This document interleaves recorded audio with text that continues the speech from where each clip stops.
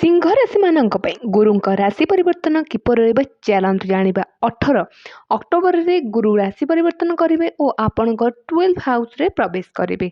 तो यार रिजल्ट आपण मानक कौन रही चलतु जाना। 12 हाउस होता है खर्चर और फाल्तु एलिगेशन किंतु जेहेतु बृहस्पति देव उच्च होती यार रिजल्ट आपण मानक विपरीत आसब माने आपण को शानदार रिजल्ट मिल। यही स्थान विदेश अटे। विदेश यात्रा यही समय जदि आपण करने को चाहते ताहले यही स्वप्न आपणकर पूरा करेंगे गुरुदेव। गुरुदेव आपणकर धन सुख और समृद्धि रे वृद्धि करेंगे।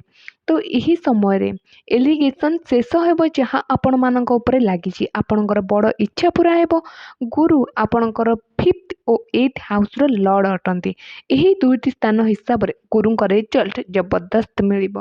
गुरु उच्च होइछंती एथिपाई कैरियर थिबा समस्या दूर हेबो।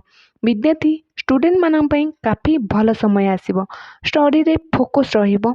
स्टूडेंट मानकर संतान मानन पई उन्नतिर समय आसीबो और माता पिता संतान पई गर्व महसूस करेंगे। यही समय रे गुप्त शत्रु शेष हेबो। विदेश यात्रा मध्य हेबो।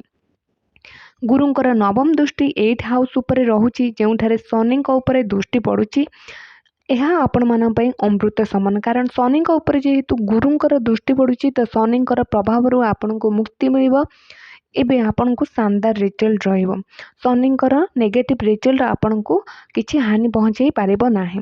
तो आपन को 6th और 7th हाउस रो लॉर्ड बेटर रिजल्ट देबे। यही टाइम पीरियड बहुत भल अचानक धन लाभ हो पारे। अचानक काम पूरा हेबो और गुरुंकर 7th दृष्टि आपन को 6th हाउस रो शनि घर ही रोचे। रोगरु मुक्ति हेबो और मेच्योरिटी लेवल आपणकर बढ़िबो। गुरुंकर 5th दृष्टि गुरुंकर 4th हाउस उपर रोचे। तो भूमि वाहन भावन होइथाय। यह तो मातृभूमि लाभ आपण यह समय पाइबे। भौतिक सुखरे वृद्धि हेबो। यही समय थिबा आर्थिक स्थिति मध्य मजबूत हेबो। ओवरऑल गुरुंकर बहुत भल रिजल्ट आपन को मिलिबो। तो गुरुवार दिन रुटी रे टिके हलदी लगाई तैयारी करंतु और ताहाको गाय को खाइबा को दियंतु और विष्णु को मंदिर जाई मिठाई भोग करिया को बिल्कुल भूलंतु नहीं। राधा कृष्ण पाखरे मिठाई भोग निहाती करंतु आपण मानन पई।